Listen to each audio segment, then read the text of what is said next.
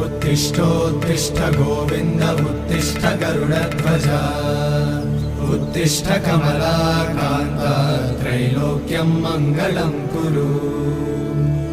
उत्तिष्ठोत्तिष्ठ गोविन्द उत्तिष्ठ गरुडध्वज उत्तिष्ठ कमलाकान्त त्रैलोक्यं मङ्गलं कुरु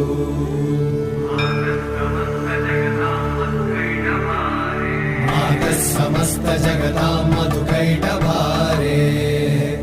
वक्षो विहारिणि मनोहर दिव्यमूर्ते श्रीस्वामि निश्रित जनप्रिय दानशीले श्रीवेङ्कटेश दयिते तव सुप्रभातम् तव सुप्रभातमरविन्दलोचने भवतु प्रसन्नमुखचन्द्रमण्डले।